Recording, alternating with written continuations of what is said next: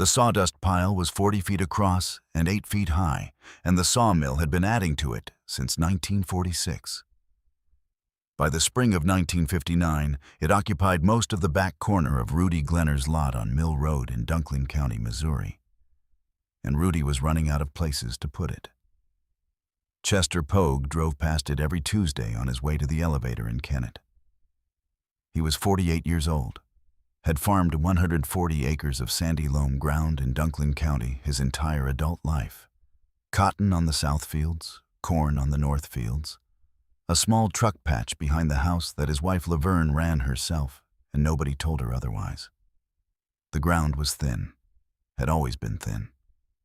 Dunklin County sat in the Missouri boot heel, the flat alluvial lowland pushed south into Arkansas by a quirk of geography and surveying.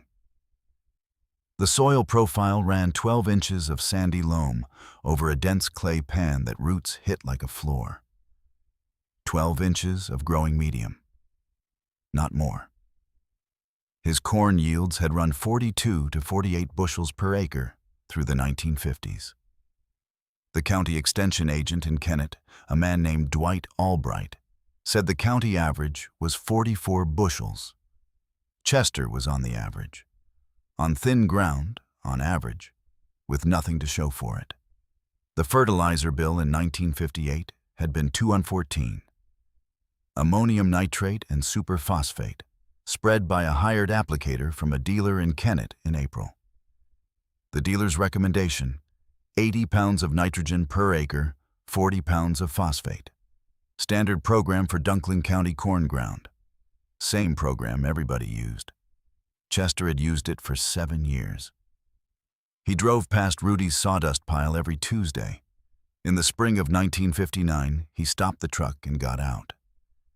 Rudy Glenner came out of the mill building when he heard the truck. He was wiping his hands on a rag that had been cleaned before the mill started that morning. Chester asked what he did with the sawdust. Rudy said mostly nothing. Said he'd been trying to give it away for 3 years and hadn't found enough takers. The pile had gotten ahead of him. He'd burned sections of it twice. When it got truly unmanageable, but burning was slow, and the ash wasn't worth anything, and the neighbors complained about the smoke.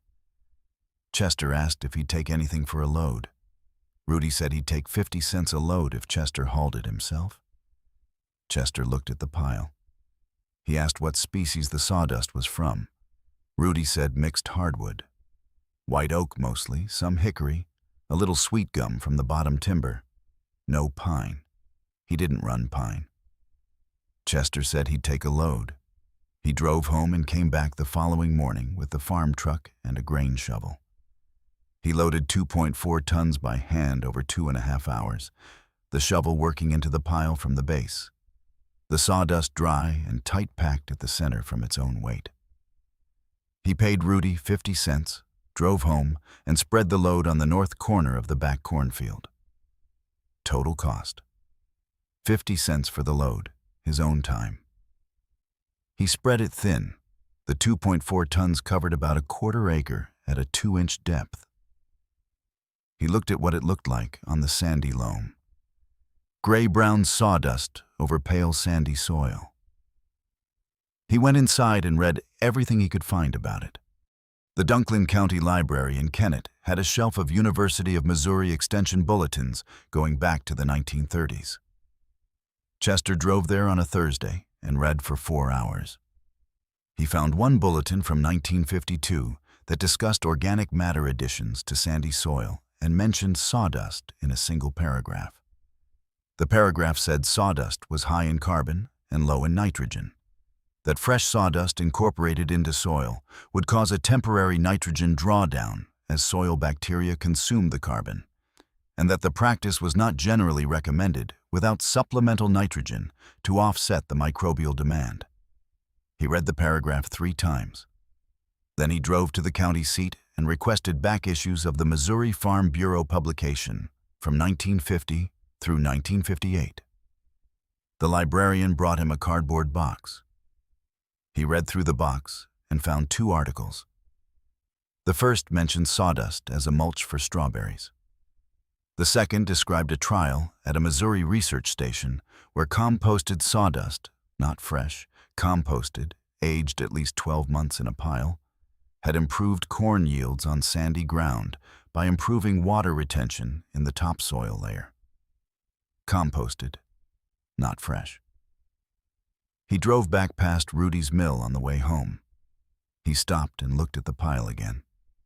He walked to the back edge where the oldest material was, the section that had been at the bottom of the pile since before Rudy had started adding to it in 1946. He pushed his boot into it. The old material was dark and compressed. It had the texture of damp peat, not the dry granular feel of fresh sawdust. He scooped a handful and smelled it. Dark, earthy, not the sharp resin smell of fresh cut wood. Something older than that. He drove home and sat at the kitchen table. The extension bulletin had said fresh sawdust drew nitrogen from the soil. The composted material at the base of Rudy's pile was not fresh sawdust. It had been sitting in a pile for 13 years in the Missouri climate. Wet springs, hot summers, cold winters. Whatever the composting process required, it had been getting it for 13 years. He thought about what 12 inches of sandy loam over a clay pan needed. Not nitrogen, not phosphate. Those washed through sandy soil with the rain. What the ground needed was something that held moisture against the clay pan, that kept the root zone from drying out between rains, that gave the soil body it didn't have on its own. Organic matter. The composted sawdust at the base of Rudy's pile was organic matter that cost 50 cents a load. He went back to Rudy's the following Saturday with a different plan. He asked Rudy to show him the base of the pile, the oldest material, the bottom section that had been in place longest. Rudy walked him around the back. They looked at the dark compressed material exposed where Chester's earlier loading had cut into the pile. Chester said he wanted the old material, not the fresh top, the old bottom. Rudy said the old material was harder to get at because you had to move the fresh stuff to reach it. Chester said he was willing to work for it. They agreed on the same rate. 50 cents a load, Chester hauling. He came back Monday morning with the farm truck and a spud bar to break the compressed material loose at the base. The old sawdust was matted and dark, compacted by the weight of 13 years of accumulation above it. The spud bar broke it into chunks. The grain shovel loaded the chunks into the truck bed. The old material was heavy, wet heavy, holding moisture from the spring rains. He loaded 3.1 tons in 2.5 hours. He paid 50 cents and drove home. He spread the load on 1 acre of the back cornfield at a 2-inch depth, working it in with a disc harrow to incorporate it into the top 4 inches of soil. The dark material blended into the sandy loam visibly. The soil color shifted from pale tan to a mottled gray-brown, where the incorporation had worked evenly. He planted corn in that acre on May 12, 1959. He planted the remaining 19 acres of the back field with the same seed and the same conventional fertilizer program, 80 pounds nitrogen, 40 pounds phosphate, that he'd been using for 7 years. He did not apply conventional fertilizer to the sawdust acre. Nothing. The corn came up even across the full field in late May. Chester walked the sawdust acre and the conventional acres every week through June. By the first week of July, the conventional acres were showing the characteristic mid-July stress he saw most years on the back field, the sandy loam drying out between the infrequent summer rains, the lower leaves yellowing slightly at the edges as the root zone went short of moisture. The sawdust acre was not showing it. The plants were the same hybrid, same planting date, same seed population. They were a different color, darker green. The lower leaves that had begun to edge yellow on the conventional acres were holding their color on the sawdust acre. He dug a root ball on July 14th from the Sawdust section and a root ball from a conventional section 6 rows over. He set them side by side on the truck tailgate. The Sawdust root ball came out of the soil with more soil attached. The organic matter was holding the soil particles together around the roots in a way the straight sandy loam didn't. The root mass was larger, more branching in the lateral roots. He put them back in the ground and marked the spots with stobs. He harvested the back field in October 1959. He kept the sawdust acres separate, running the combine over it first and recording the weight separately at the farm's grain platform scale. Sawdust acre, 61 bushels. The conventional 19 acres averaged 44 bushels per acre. He stood at the scale and looked at the numbers. 17 bushels per acre difference on the first season. With one application of composted sawdust that had cost 50 cents and 2.5 hours of loading. He drove to Rudy's mill the following Monday and negotiated a standing arrangement. 2 loads per week through the fall and winter, Chester hauling 50 cents per load. He would have 16 loads by spring, approximately 50 tons of composted material, enough to cover 15 acres at 2-inch incorporation depth. The total cost of 16 loads, $800,000. He told Laverne what he was doing. She asked how much the fertilizer dealer charged per acre. Chester said the application the previous year had worked out to about 15 per acre for the conventional program. She said she could do arithmetic. He said he'd noticed. Dwight Albright from the Extension Office came by in November of 1959. He was doing fall yield surveys for the county report.